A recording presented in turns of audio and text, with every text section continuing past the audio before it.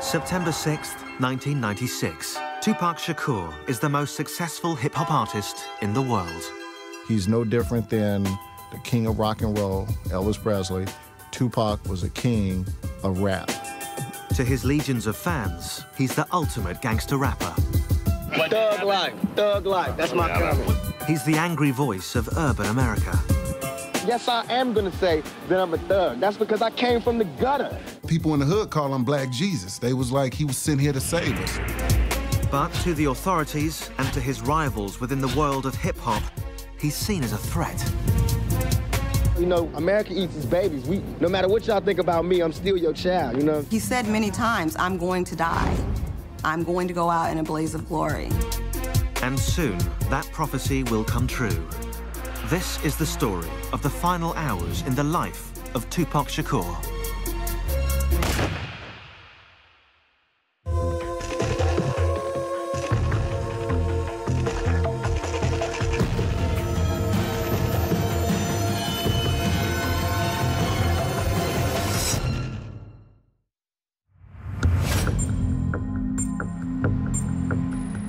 Los Angeles, California.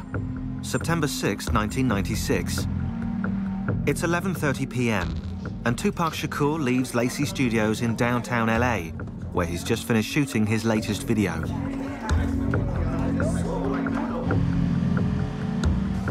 After scoring 6 top 10 singles in the last 6 years, Tupac is riding a wave of success that other artists can only envy. But in just 24 hours, that ride will come to a sudden and brutal end. After driving to his mansion in the LA suburb of Calabasas, Tupac, exhausted from the video shoot, steals a few hours' sleep.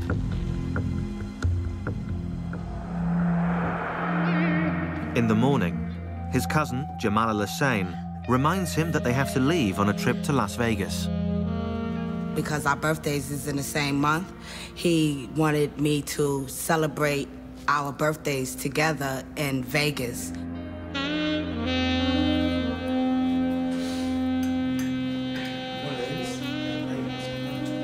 Tupac is going to Vegas to catch a boxing match and then play at a local club.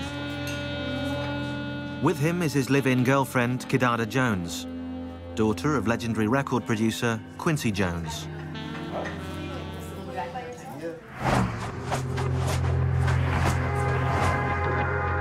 Within hours, they hit the road. But Tupac is less than eager to make the trip. Pac didn't want to go, you know what I'm saying? It was obvious there was some other family issues that he wanted to deal with back in Atlanta, and he wasn't really keen on the whole Vegas trip, you know what I mean? But at the urging of his manager, Tupac goes along with the plan. It will be the last trip he ever takes.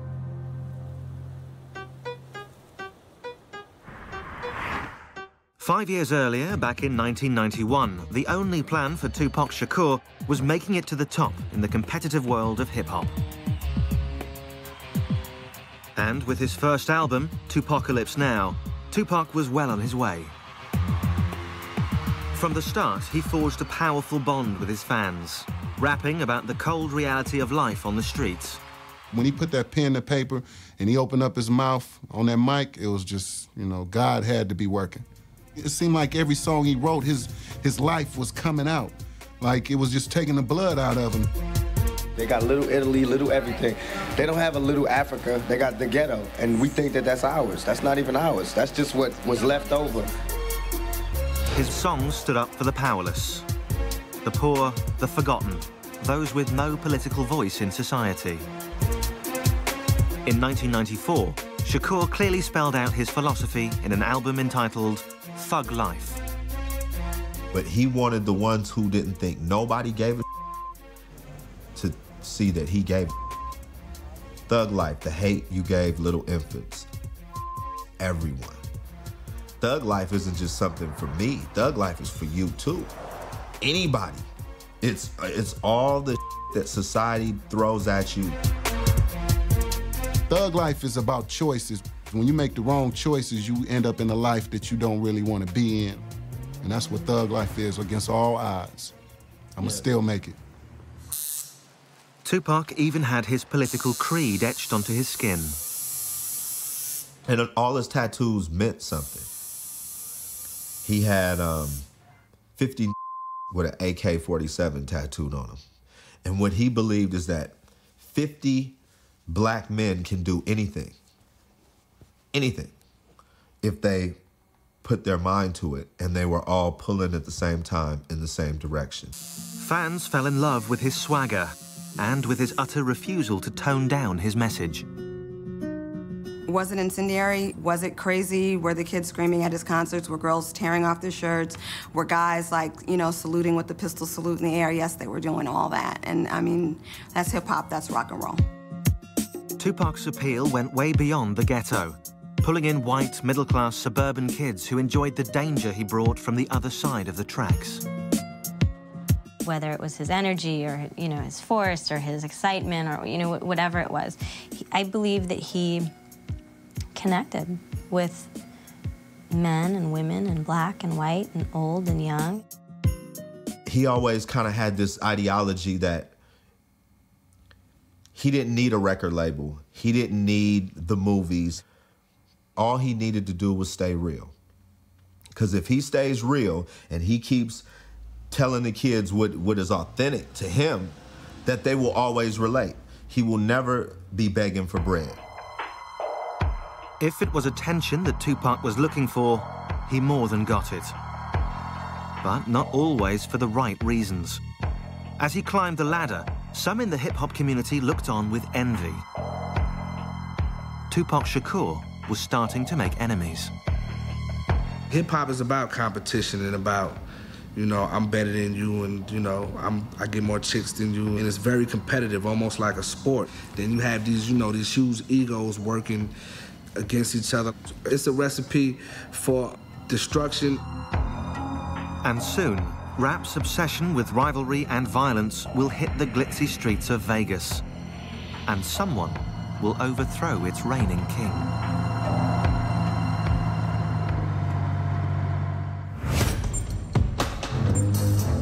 September 7th, 1996, 3 p.m. Tupac Shakur has arrived in Las Vegas, Nevada, where he's scheduled to watch a boxing match and perform at a local club. It's a performance he will never get a chance to give. In less than 9 hours, he'll be gunned down in cold blood. After leaving his girlfriend and cousin behind at the hotel, Tupac kills time before the boxing match by hitting the casino tables. At his side is his trusted bodyguard, Frank Alexander. We get over to the MGM, and he's gambling again on the crap table, and he's winning. He's winning big. He's doing really well. Yeah, I remember when we got to Vegas, I think Pac had about 10 grand in his pocket, and it was burning a hole in his pocket. He was trying to get rid of it as fast as he could.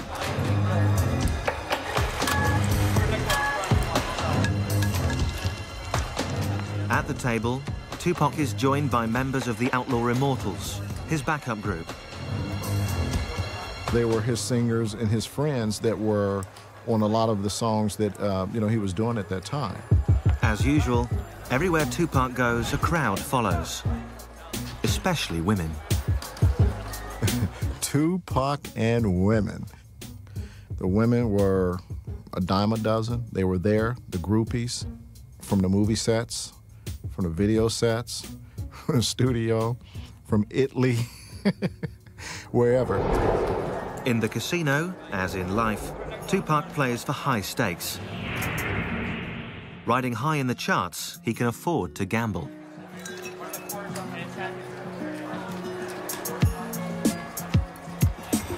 But 25 years earlier, on the streets of East Harlem, New York City, few would have laid bets on the future success of young Tupac Shakur.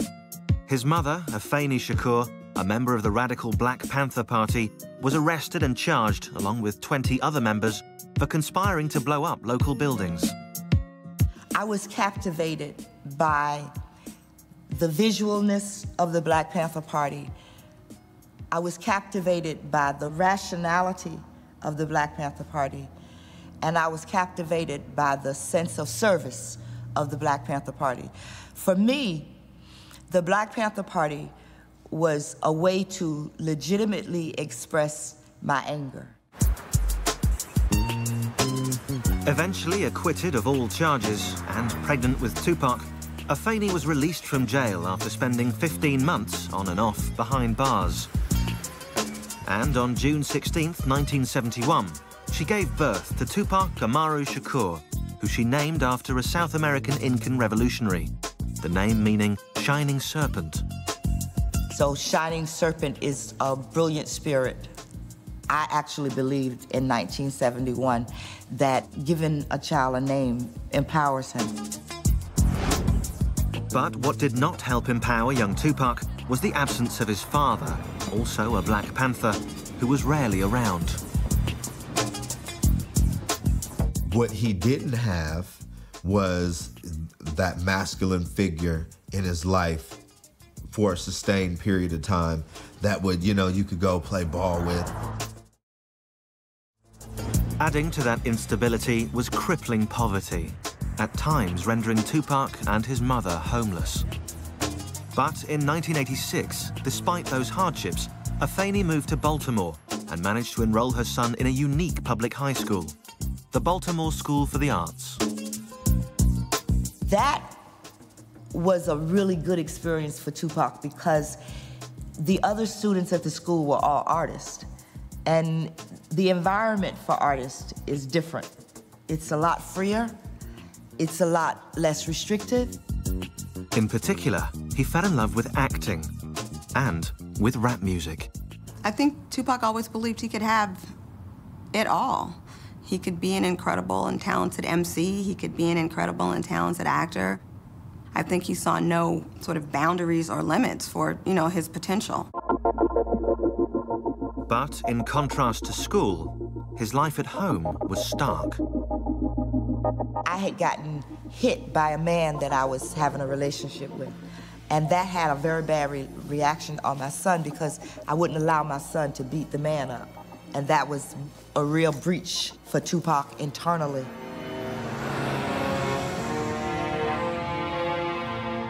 In June of 1988, to protect her son from their troubled home life, Afeni sent Tupac to the other end of the country to live with a friend in Marin City, California. But the 16-year-old quickly discovered he had simply traded one nightmare for another. Marin City, one thing that they're known for is a fist fight. Tupac was a little bitty guy. Even him, fully bulked up, is still a little bitty guy, which makes it even more incredible the kind of the guts that this dude has, because he fears no man, woman, child, animal, none of that, because they can only kill you one time. Soon, Afeni joined her son in California. But any hope of a happy family reunion was made impossible by her own personal struggles. My children and I have a bond that is based on the truth and trust. And the bond was broken with a lie. The lie being, I was using drugs, but I can handle it. That's a lie. That lie cost me dearly. Me talking about that period is different from them, because in reality, I found drugs, is what I did. I found the answer. My answer was crack. But despite his contempt for his mother's addiction, Tupac too drifted into the world of narcotics. He probably sold drugs for about a week. His reason for stopping was because his heart was too big. You understand? When someone brings you their wedding rings and they say, here, I'm gonna give you these wedding rings for some crack, you're like, man, it's that bad? It's come to this? And he quit. He said, I'd rather starve or I'm gonna make this rap thing work. At 17, Tupac hooked up with neighborhood friend Ray Love to create his first real group, Strictly Dope. We didn't fear nothing. We would jump on the stage and perform right now. We didn't need no trays of food. We didn't need a special type of mic. We didn't need a rider. We didn't need a limo. Nah, just give me just one mic, man. Tupac's ability to use that microphone would carry him clear out of Marin City and eventually to Las Vegas, where the world's greatest rapper would be silenced forever.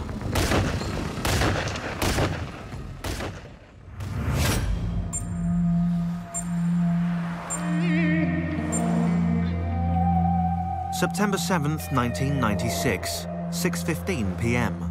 Since arriving in Las Vegas almost 4 hours ago, Tupac Shakur and his entourage have been taking it easy, gambling at the casino and enjoying a few drinks. But in just 5 hours, Tupac Shakur will be gunned down by a cold-blooded killer.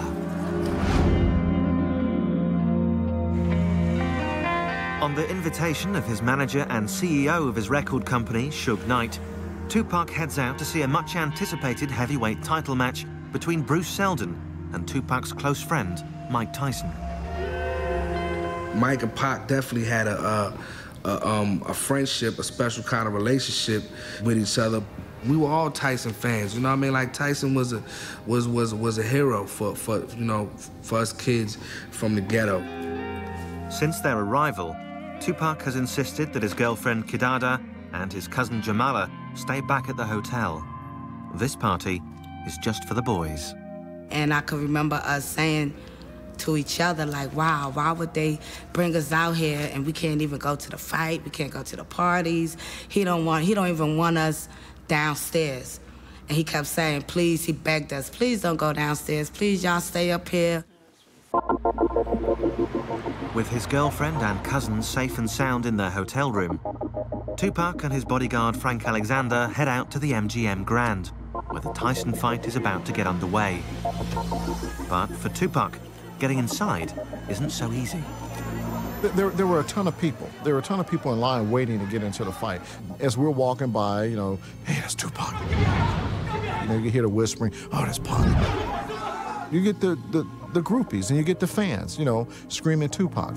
As they move through the crowd, adoring fans, however, are not the bodyguard's only concern. The famous rapper also has his share of enemies. His recent song, Hit 'Em Up, a scathing attack on fellow rapper Biggie Smalls, has stirred up anger within the hip-hop community. For Frank Alexander, it's a real concern. And I told Pac, I go, Pac, man, what's up with that song? He was like, oh, man, you heard that, man? He goes, that was off the hook, huh? He goes, they playing it everywhere. He goes, man, it's all in the clubs, man. It's going to be bad. It's going to hot, blah, blah, blah. And I was like, Pac, dude, you're going to need more security. I go, I'm not going to be able to just handle you by yourself. Alexander calls on MGM guards for additional backup.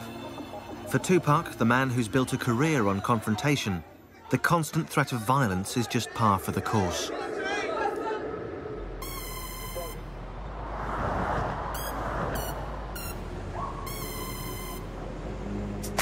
But back in 1990, only 6 years earlier, few had ever even heard of Tupac Shakur. Still down and out in Marin City, California, and desperately trying to break into the music business, he caught the eye of established Oakland rapper Shock G, who offered Tupac a gig as a dancer in his group, Digital Underground. He saw Pac had no home to go back to, and, you know, he gave him an opportunity. It was just the break Tupac had been waiting for. Suddenly, the teenager was circling the planet on a world tour. Tupac had a lot of fun running around with Digital Underground. They were calling from Japan, and they were calling from London, and they were calling from Italy, and they were calling from Australia. A natural showman, Tupac graduated from just dancing to stepping up behind the mic.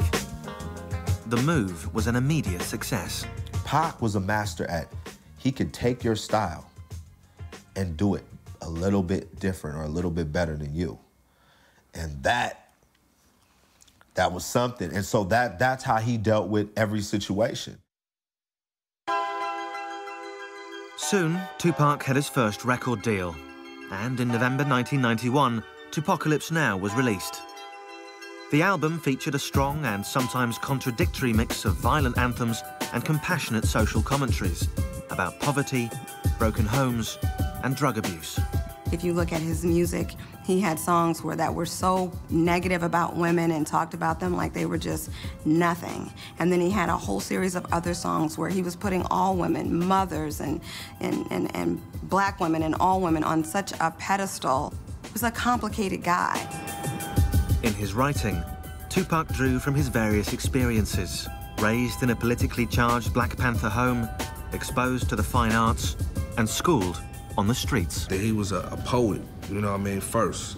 I think Pac was just so in tune with himself that he can do whatever kind of song and not feel like if people hear it, they don't think I'm weak. He's a fan of himself as well.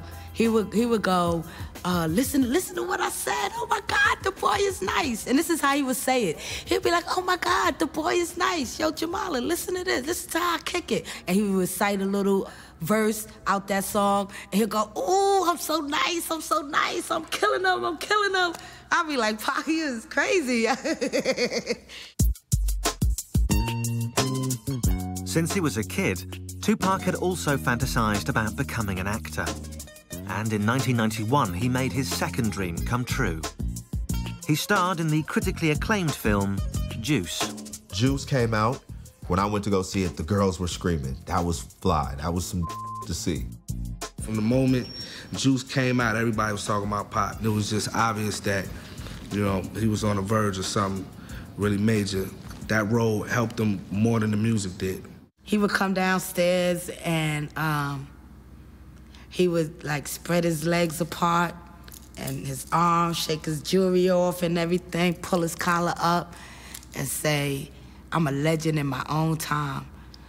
And I would say, Dag, Pac, man, in another 10 years, you're gonna be the most powerful man in America. He was like, yeah, watch and see, I am. Things were looking good for Tupac. The following year, his mother, Eyez Shakur, now clean and sober, re-entered his life. Once again, they were a family. I discovered that when a child says to you, you're my mother, when they give you authority over their lives as their parent, that they can withdraw that authority. And my children withdrew it. I didn't take it back. They gave it back to me. But with the good came the bad. In 1992, Tupac was arrested for allegedly attacking a limo driver. In 1993, he was charged with assaulting another rapper with a baseball bat. In another incident, he was charged with attacking film director Alan Hughes with a weapon. In Atlanta, Georgia, he was arrested, although later released, for the alleged shooting of 2 off-duty policemen.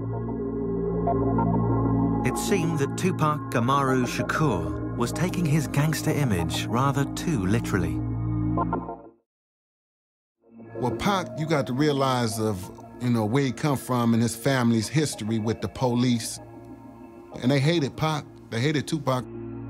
I don't know if it was that his heart was a Black Panther heart. I don't know if that was it, but Tupac just had no patience for law enforcement, and I don't know that he had respect for law enforcement. And so I think, why were the authorities mad? Because Tupac was thumbing his nose at them and worse. Mr. Shakur, can we get a comment from you at all? Hell no. Thug life. Thug life. Thug life. That's my comment. What's that mean? I don't understand. This is yours. Pac always felt like he would be a statistic. But he said, if I'm gonna be a statistic and America's gonna thoroughly me over, I'm gonna be the ultimate statistic that I can be. In the battle between Tupac the artist and Tupac the streetwise thug, it appeared that the dark side was winning.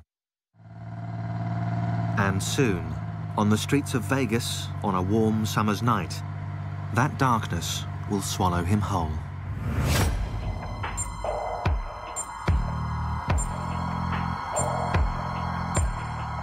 September 7th, 1996, 8:35 p.m.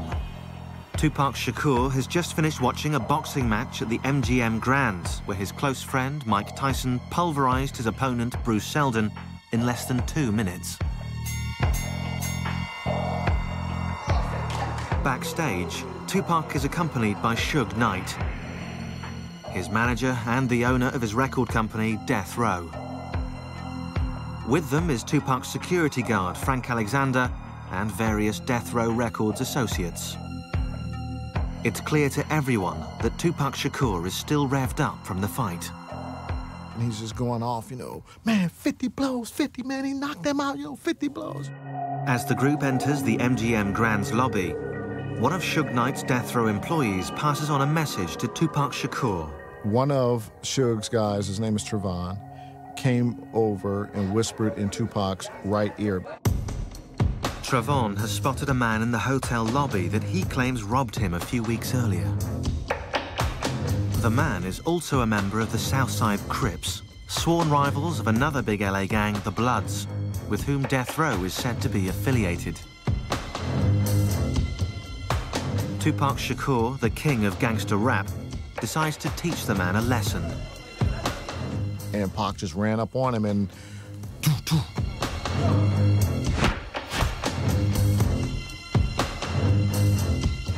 Fired up by the boxing match, the Death Row entourage, including its CEO, Suge Knight, joined Tupac in the feeding frenzy.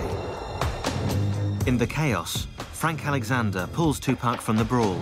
I grabbed him and got him out of the fight. Orlando Anderson's on the ground and everybody's kicking at him, beating him down. 2 years earlier, in New York City, Tupac was involved in a different kind of battle, a fight for his very life. On November 30th, 1994, in the lobby of a Times Square recording studio, he was robbed of $40,000 worth of jewelry and shot 5 times at close range by a group of unidentified black men. While police wrote it off as a random robbery, Tupac saw it as an act of retaliation by one of his many enemies within the hip-hop community. And personally, to me, you know, it could have been a setup, or it could have been whoever came through the door. Because Pac never thought nobody would do nothing to him, because he felt he represented the black community and nobody would... No. That don't go down like that. And that's what I try to get over to him. They don't go down like that. I don't care who you is. They'll take you down. Tupac had become a moving target. His aggressive music had angered both police and community leaders. His verbal attacks on other rappers had created friction within the world of hip-hop. As a rich and powerful black man, everybody was lining up to take a shot at Tupac Shakur. But he was just a cat that just refused to back down. You know, that was just him. He just refused to back down. I loved it about him, but I also knew that can be a downfall, too. You know, and that's what I was really trying to give to him, that can't just run up on anybody, man. They'll kill you out here. For real. Tupac knew where he lived. He knew what the system was. He knew what he agreed with and what he didn't agree with. But he also knew that if he didn't make an effort to make capital in a capitalist society, he wasn't going to be able to do anything that he wanted, you understand? Tupac's image as a thug was catching up with him. The shooting had left him with 5 bullet wounds, the most serious of which was a severed artery in his thigh. Tupac was paying the price for not only writing about our violent culture, but also for being a part of it. This is all about my image. Has nothing to do with me. This is all about my image. It's like MTV, all the papers, they building me up. Now they destroying me on the same image that they perpetuated. You know what I'm saying? I'm selling records. This is what I do for a living. I'm selling records. Don't get it twisted. This is not my real life. This is not how my real life is supposed to be. I'm not supposed to be really having all these villains in my life. You can't blame a rapper for murders unless you're gonna blame Arnold Schwarzenegger for all the people he killed in Terminator. You know what I'm saying? How you gonna blame a rapper when we only speak it, and then you got actors who show it, but you don't blame them? Less than 5 hours after his operation, and against doctors' advice, Tupac Shakur checked himself out of the hospital. He had other problems to deal with. The rapper was due in court to face rape charges brought by a 19-year-old woman. Charges he angrily denied. Why am I in court? You know what I'm saying? Get my life ripped apart. But I'm here, I'm gonna go through it just to show that I have faith in the American system. But soon I'm gonna go crazy. Acquitted of sodomy and weapons charges, Tupac was instead convicted of forcibly touching the woman's buttocks, a felony sex abuse charge. He was given the maximum sentence, up to 4.5 years behind bars. To his legions of fans, it seemed that the law was making an example of Tupac Shakur. Pac was the one that had the biggest mouth and would say it the loudest and say it to anybody, you know what I'm saying? There was times where he said it even to his mother. I'm loud, I didn't shut up. But I didn't think they was gonna take it this serious. Me keep talking out, I didn't think it was gonna be a matter of life and death. What did you do? What happened? Can you tell us? While at the Clinton Correctional Facility in upstate New York, Tupac seemed to undergo a startling transformation. The king of gangster rap publicly denounced thug life. Well, you got to realize when Pac was in jail, you know, jail will make you start thinking. And you're gonna do anything you can to get out of jail, you know? So, to me, when he denounced thug life, it was like, you know, I'm only playing. Let me get up out of here. But getting out of there wasn't so simple. Obviously, Pac was in a dire position, being incarcerated and, you know, his money being dwindled down because of all the cases and, you know what I mean, fighting these bogus lawsuits and all of that. In exchange for signing with Death Row and taking him on as his manager, Suge Knight promised to get Tupac out on bail. And soon enough, the all-powerful godfather of hip-hop made it happen. I never saw the contract. I just remember the phone call. You know what I'm saying? Calling us saying, you know, I'm on Death Row now. You know, I just signed with Death Row. They tried to control Tupac. Even when they sent him to Death Row, they thought Suge was gonna be able to control him. But you know, that was just like putting a flame with some dynamite. That's gonna blow. Death Row put Tupac up at the posh Peninsula Hotel in LA to recuperate, re-energize, and get back on his feet. He was coming off a #1 album with Me Against the World and a #1 record with Dead Mama, so he was doing his own thing. It's not like he needed Death Row, but in a sense, he needed them at that moment because it's like, hey, they gave me a $1.4 million bail. You know what I'm saying? I need to get out of jail.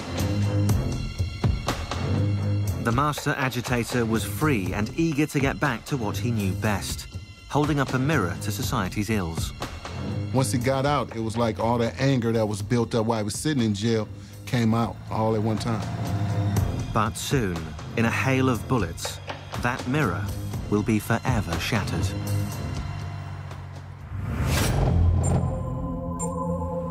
September 7th, 1996, 9 p.m., Las Vegas, Nevada.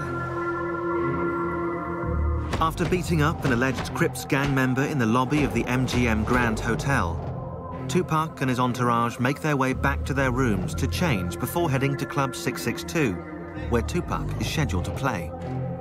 In less than 3 hours, Tupac Shakur will be left for dead.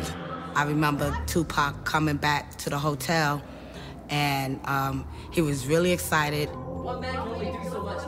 So he came upstairs and he was like, Jamala, you wouldn't believe it. I did a 1-2 on a dude. I knocked him out. I did a Mike Tyson on him. He didn't really get into details about who he was fighting or what the fight was about, but he was really happy that he got a chance to test his ring out on somebody's face.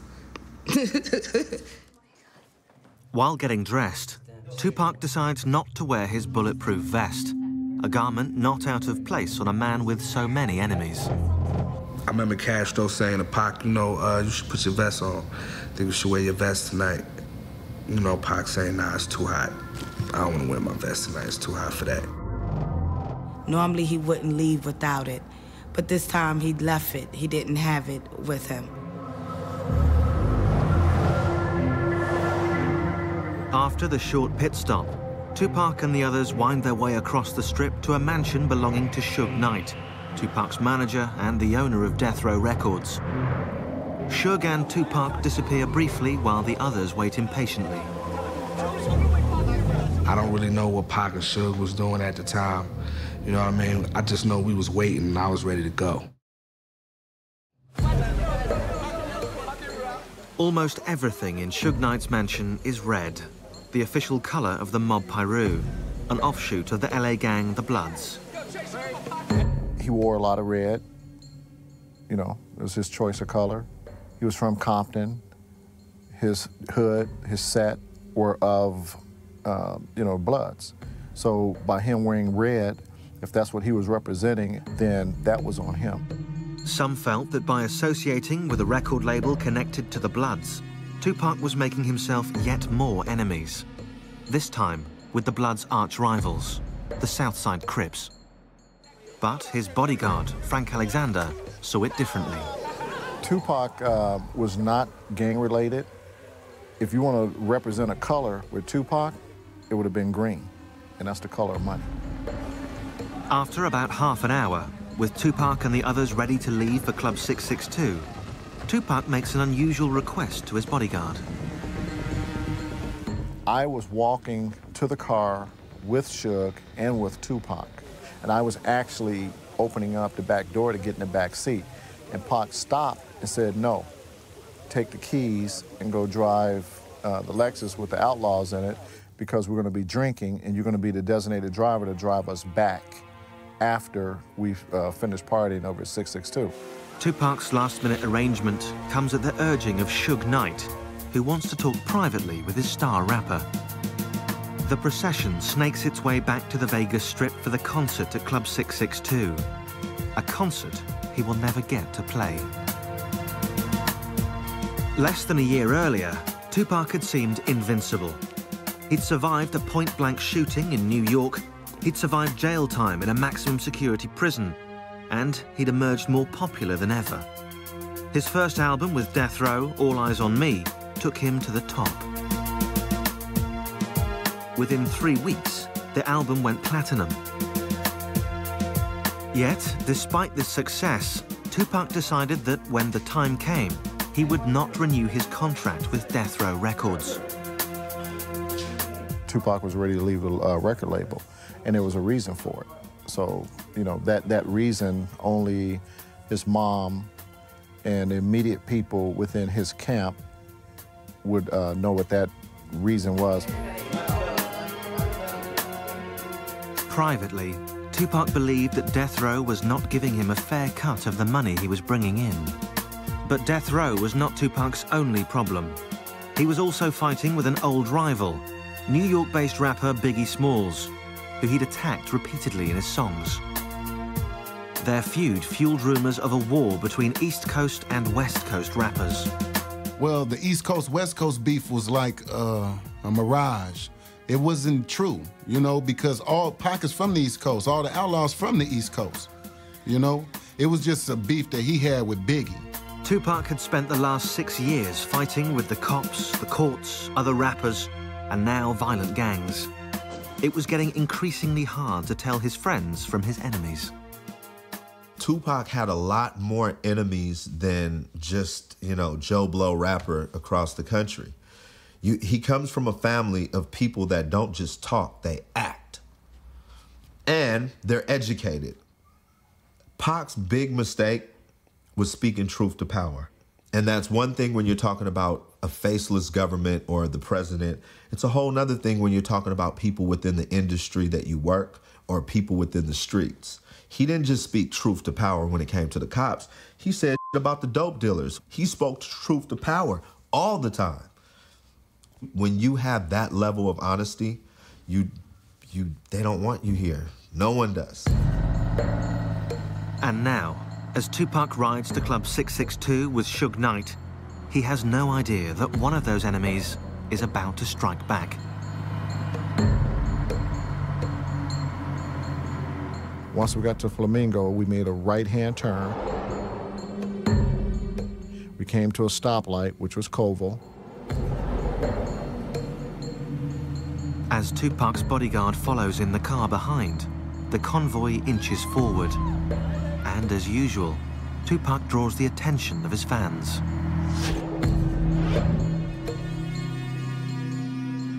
Then, suddenly, out of nowhere, a white Cadillac. As it got closer to the BMW, the arm came out and the gun just started firing.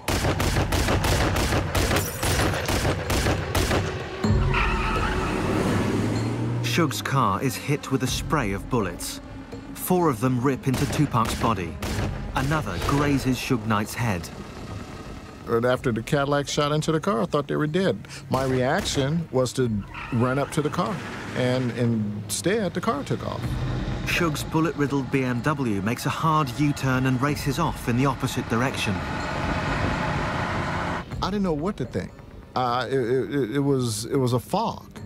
It was a haze. Were these real bullets? Did they really shoot these guys? Badly damaged, the car soon blows its tires and breaks down close by. And, for the second time in his short life, Tupac Shakur is looking death in the face. September 7th, 1996, Las Vegas. At 11:17 p.m., a hail of bullets cut down superstar rapper Tupac Shakur. Mortally wounded with a punctured lung, he's rushed to University Medical Center, where he undergoes 2 emergency operations. His right lung is removed to stop internal bleeding, and he's induced into a coma from which he will never awake.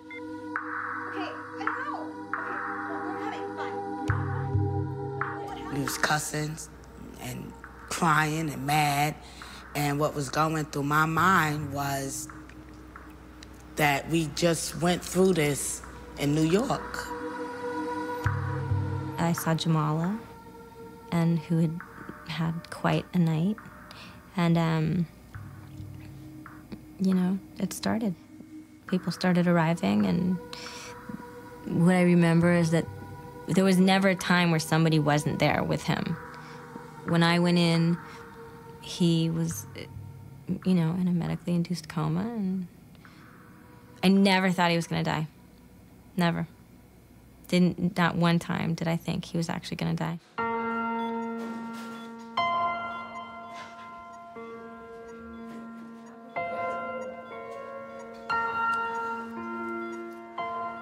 When I first seen Tupac on a hospital bed, and he had all these tubes connected to him, and I knew then that he was gonna have to fight for his life.